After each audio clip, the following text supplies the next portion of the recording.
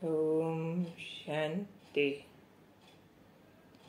ओम शांति। ओम शांति। आज का स्वमान। मैं साक्षात्कारी मूर्त आत्मा हूँ। साक्षात्कार मूर्त बनने के लिए क्या करना है?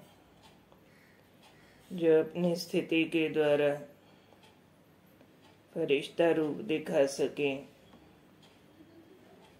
बाबा का साक्षात्कार करा सके, उसके लिए क्या करें?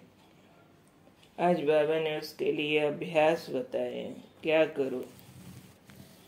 जैसे प्रवृत्ति है, पारिवारिक कार्य हैं, उसमें विस्तार होता है।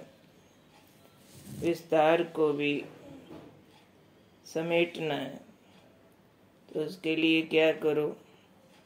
पारिवारिक कार्यों में रहते हुए भी उपराम रहने का अभ्यास करो। उसके लिए क्या करो? अभी अभी स्थूल कार्य किया, अभी अभी अशरीरी हो गए। थोड़ा किया, थोड़ा रुके, यानी विड्रॉ किया। जैसे कछुआ होता है ना, खाने पीने कार्य करने के लिए अंग बाहर निकालता है, फिर समेट लेता है। ऐसे ही अभी अभी कार्य में बुद्धि लगाई, अभी अभी बुद्धि समेट ली।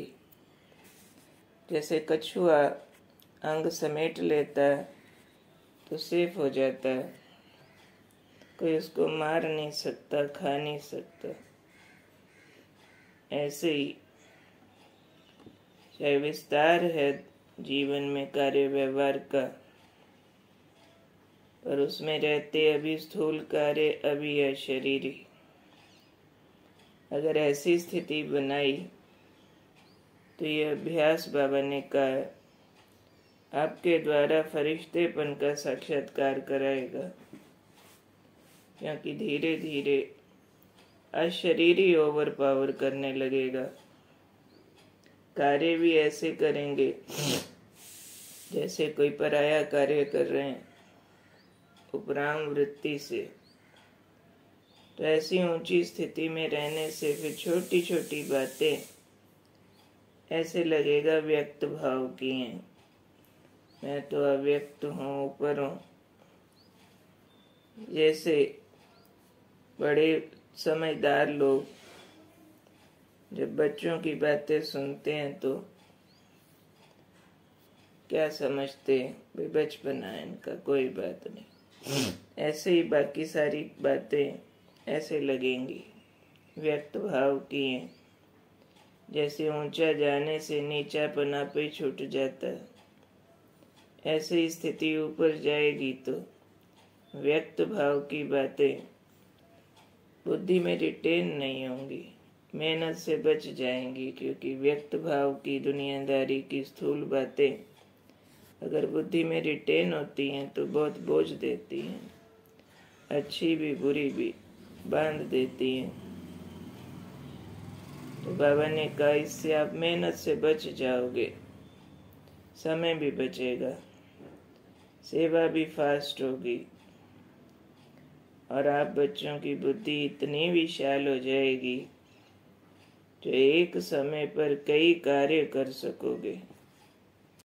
तो आज बाबा हमें बहुत विशेष स्थिति तैयार करने के लिए कह रहे हैं।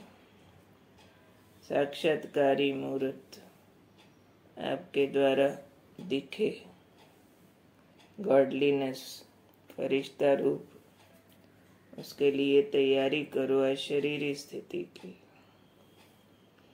क्योंकि देह भान बोझ है, मेहनत है, स्थूल है, असत्य है, दैहिक व्यवहार एक्टिंग है। लेकिन उसी को हम फाइनल ट्रुथ मान के उसी में जीते रहते हैं। पर बाबा कहते हैं अभी उससे सिमटो, निभाओ भी, पर अंदर ही अंदर सिमट भी जाओ। विस्तार को समेटते हुए उपराम रहने का अभ्यास करो। अभ्यास से सब कुछ संभव हो जाता है। उसके लिए प्रैक्टिस क्या बताई? बीच बीच में, काम के बीच बीच में अशरीरी। तो इसके रिजल्ट बहुत अच्छे हैं, जिसको हम अपना ट्रैफिक कंट्रोल कहते हैं। 1 घंटे में 1 मिनट साइलेंस। 1 मिनट करो, 3 मिनट करो, आधे घंटे बाद भी करो तो भी बहुत अच्छा है। लेकिन बार बार डिटैच होना ज़रूरी है। जैसे कोई नशेड़ी होता है ना, बार बार काम के थोड़ा आगे पीछे उसको नशा चाहिए चाहिए। जिसका जिससे लगाव होता है काम के आगे पीछे, उसको देखेगा, मिलेगा, बात करेगा, अंदर रग जुटी रहती है। ऐसे ही हमारी रग अपने आत्मिक रूप से जुट जाए, बाबा से जुट जाए, उसको बाबा कह रहे हैं ऊंची स्थिति। जब ऊंची स्थिति में जाएंगे तो बाकी बातें छोटी लगेंगी, व्यक्त भाव की लगेंगी। ऊपर कोई चला जाता है तो नीचे की चीजें छोटी लगती हैं ना। तो जो इतना दुनिया की उलझनों में टाइम लगाते हैं वो बच जाएगा। नहीं तो मेहनत कम, सफलता ज्यादा, टाइम ज्यादा। मेहनत ज्यादा, सफलता कम होती है, टाइम ज्यादा लगता है, काम कम होते हैं, क्योंकि स्थूलता को लक्ष्य मान के उलझते रहते हैं। अब हम साक्षात्कारी मूर्त आत्माओं का कर्तव्य है कि डिटैच होके अपने अशरीरी रूप से फरिश्ते रूप का सबको दर्शन कराएं। अभ्यास अशरीरी का करें और एक्सपेरिमेंट करें कि इससे मेहनत बचती है, टाइम बचता है, सेवा फास्ट होती है, बुद्धि विशाल होती है, जो एक ही समय पर कई कार्य कर सकते हैं।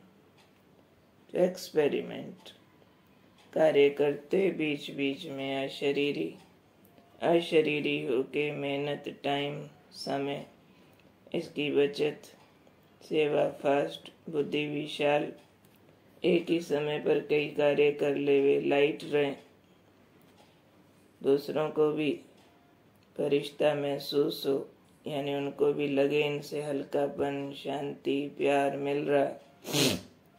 तो ये रिजल्ट हमें अभ्यास के द्वारा चेक करने। क्या अभ्यास करना? कार्य के बीच बीच में अशरीरी होने का, उपराम होने का, कार्य के विस्तार को समेटने का ये अभ्यास बार बार करना। तो व्यक्त भाव की बातें प्रभावित नहीं डालेंगी, छोटी छोटी नीचे वाली लगेंगी। ठीक है? कौन हूँ मैं? साक्षात्कारी मूर्त आत्मा।